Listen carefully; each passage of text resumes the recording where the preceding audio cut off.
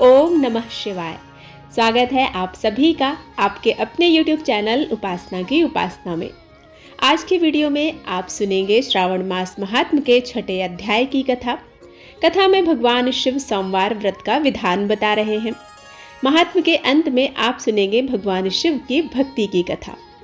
तो वीडियो में आप अंत तक बने रहें। वीडियो पसंद आता है तो प्लीज़ लाइक ज़रूर किया करें और चैनल पर पहली बार आए हैं तो सब्सक्राइब करना बिल्कुल ना भूलें। बेल बटन प्रेस करें ताकि नोटिफिकेशन के माध्यम से आप तक वीडियोस पहुंच सकें और आप उन वीडियोस का आनंद ले सकें। आपसे एक अनुरोध है, यदि आपने अभी तक पिछले अध्यायों को नहीं सुना है तो कृपया उन अध्यायों को भी सुनें। इससे आगे के अध्याय सुनने में आपका मन लगेगा। तो चलिए कथा को प्रारंभ करते हैं। हे भगवान, मैंने रविवार का हर्षकारक महात्म आपसे सुन लिया है। अब आप श्रावण मास में सोमवार का महात्म मुझे सुनाएं। भगवान शिव बोले, हे सनत कुमार, सूर्य मेरा नेत्र है, उसका महात्म इतना श्रेष्ठ है तो फिर उमा सहित मेरे नाम वाले उस सोमवार का कहना ही क्या है। उसका जो महात्म मेरे लिए वर्णन के योग्य है उसे मैं आपसे कहता हूँ। सोम चंद्रमा का नाम है और यह ब्राह्मणों का राजा है। यज्ञों का साधन भी सोम है। उस सोम के नाम के कारणों को आप सावधान होकर मुझसे सुनिए, क्योंकि यह वार मेरा ही स्वरूप है, अतः इसे सोम कहा गया है। इसलिए समस्त राज्य का प्रदाता तथा श्रेष्ठ है। व्रत करने वाले को यह संपूर्ण राज्य का फल देने वाला है। हे विप्र, उसकी विधि सुनिए। मैं आपको विस्तार पूर्वक बता रहा हूँ। 12 महीने में सोमवार अत्यंत श्रेष्ठ है। उन मासों में यदि सोमवार व्रत करने में असमर्थ हो तो श्रावण मास में इसे अवश्य करना चाहिए।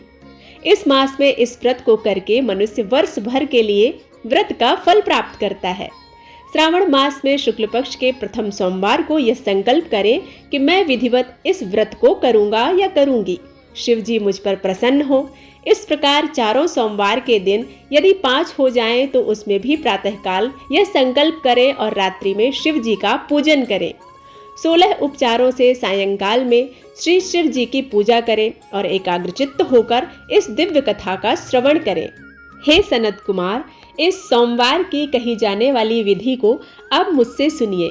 श्रावण मास के प्रथम सोमवार को इस श्रेष्ठ व्रत को आरंभ करें। मनुष्य को चाहिए कि अच्छी तरह से स्नान करें, पवित्र होकर श्वेत वस्त्र धारण कर लें और काम, क्रोध, अहंकार, द्वेष, निंदा आदि का परित्याग करके मालती, मल्लिका आदि श्वेत पुष्पों को लाएं।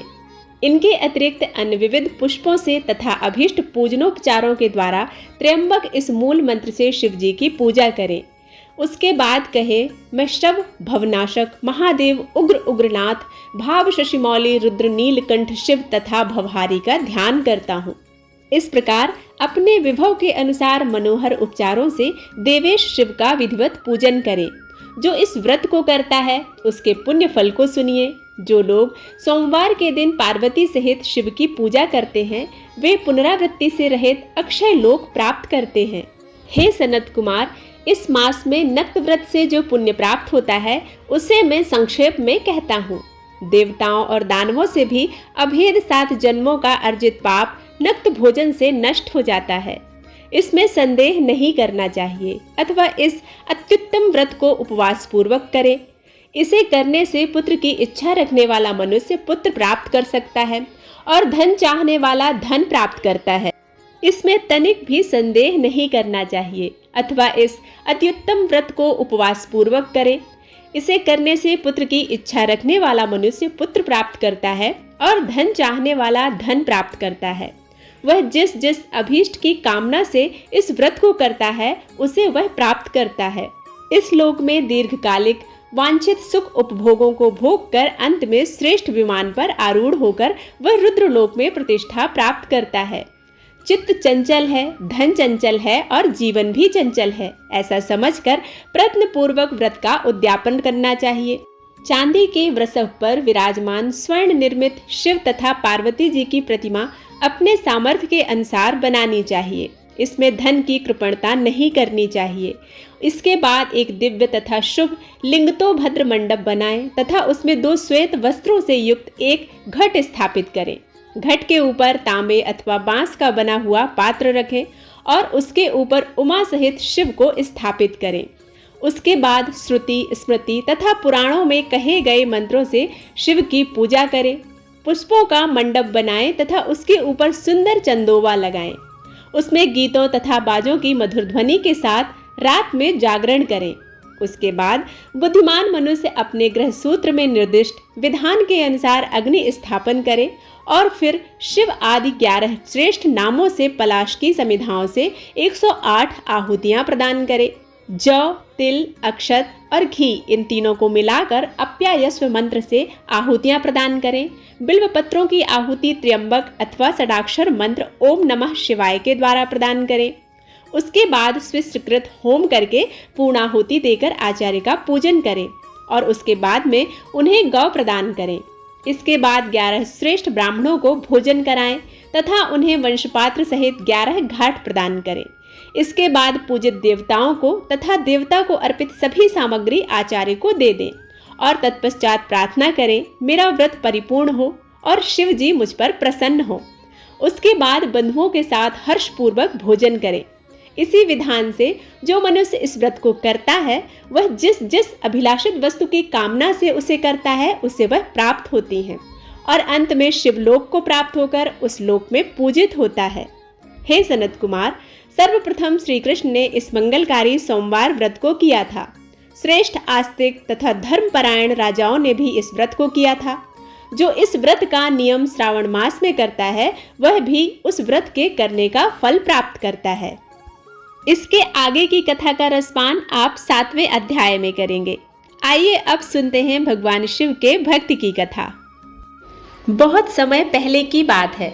माटी नाम का एक बड़ा शिव भक्त रहता था। उसने संतान प्राप्ति के लिए 100 साल तक शिव जी का कठोर तप किया था। शिव जी ने उसे संतान का वरदान दिया। समय आने पर उसकी पत्नी गर्भवती हुई।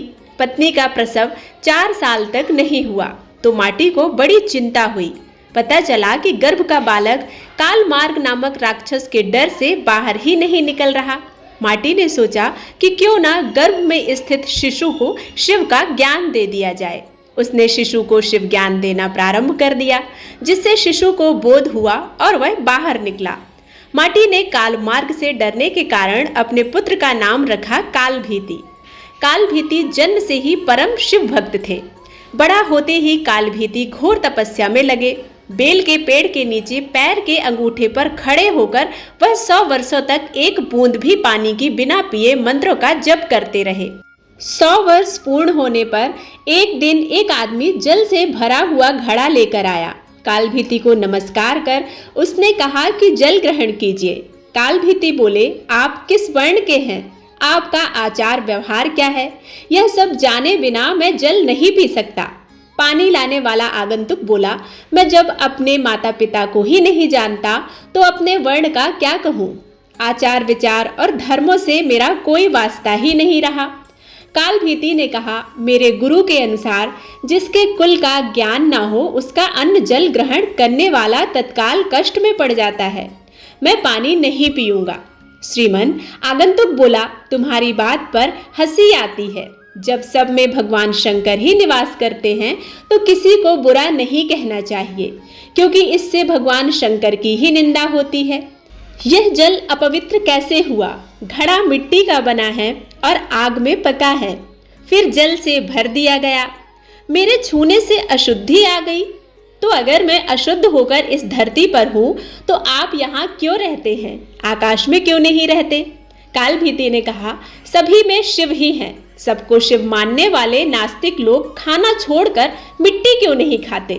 राख और धूल क्यों नहीं फांकते? मैं यह नहीं कह रहा कि सब में शिव नहीं है। भगवान शिव सब में ही हैं। मेरी बात ध्यान से सुनिए। सोने के गहने बहुत तरह के बनते हैं, कुछ शुद्ध सोने के तो कुछ मिलावटी। खरे खोटे सभी आभूषणों में सोना तो है ही।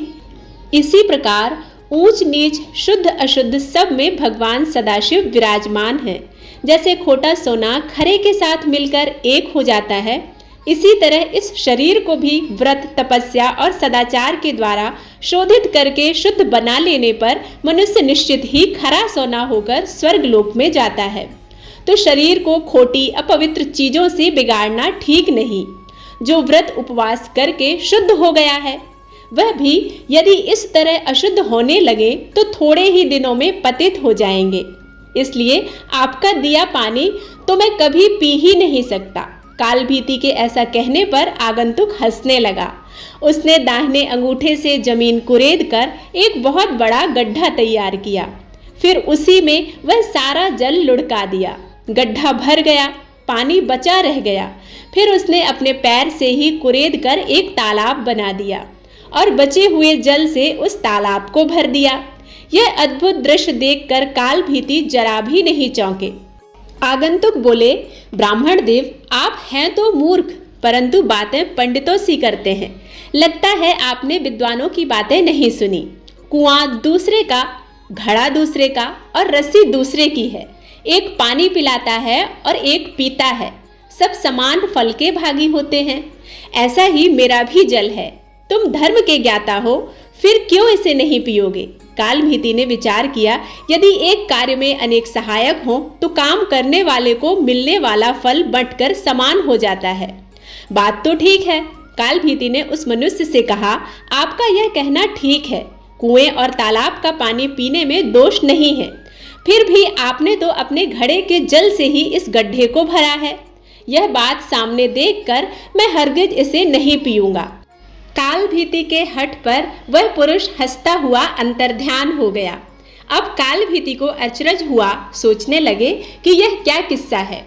इतने में ही उस बेल के पेड़ के नीचे धरती फाड़कर सुंदर चमचमाता शिवलिंग प्रकट हो गया। तब कालभीति ने कहा, जो पाप के काल हैं, जिनके कंठ में काला चिन्ह सुशोभित होता है तथा जो संसार के काल स्वरूप हैं, उन भगवान महाकाल की मैं शरण लेता हूँ। आप हमें शरण दीजिए। आपको बारंबार नमस्कार है। कालभीति की स्तुति पर महादेव उस लिंग में प्रकट हुए और कहा, ब्राह्मण, तुमने इस महातीर्थ में रहकर मेरी जो आराधना की है उससे मैं संतुष्ट हूँ। अब तुम काल मार्ग से निर्भय रहो। मैं ही मनुष्य रूप में प्रकट हुआ था। मैंने यह गड्ढा और तालाब सब तीर्थों के जल से भरा है। यह परम पवित्र जल तुम्हारे लिए ही लाया था। तुम मुझसे कोई मनवांछित वर मांगो। कालभीति ने कहा, हे प्रभु, यदि आप मुझ पर प्रसन्न हैं तो सदा यहाँ निवास करें। इस शिवलिंग में जो भी दान पूजन किया जाए वह अक्षय हो। आपने काल से मुझे मुक्ति दिलाई है, इसलिए यह शिवलिंग महाकाल के नाम से प्रसिद्ध हो। भगवान बोले, जो कोई अक्षय तृतीया, शिवरात्रि, श्रावण मास चतुर्दशी, अष्टमी, सोमवार तथा विशेष पर्व के दिन इस सरोवर में स्नान करके इस शिवलिंग की पूजा करेगा, वह शिव को ही प्राप्त होगा। यहाँ किया हुआ जप, तप और रुद्र जप सब अक्षय होगा। तुम नंदी के साथ मेरे दूसरे द्वारपाल बनोगे। काल पर विजय पाने से तुम महाकाल के नाम से प्रसिद्ध होगे। शीघ्र ही राजर्षि कर्णधम यहाँ आएंगे। उन्हें धर्म का उपदेश करके तुम मेरे लोक में चले आओ। यह कहकर भगवान रुद्र उस लिंग में ही लीन हो गए। ऐसे थे भगवान शिव के भक्त कालभीति। उम्मीद करती हूँ यह वीडियो आप सभी को पसंद आया होगा। यदि पसंद आता है तो लाइक करके कमेंट बॉक्स में जरूर बताइएगा। मिलते हैं एक नई कथा के साथ। तब तक के लिए ओम नमः शिवाय।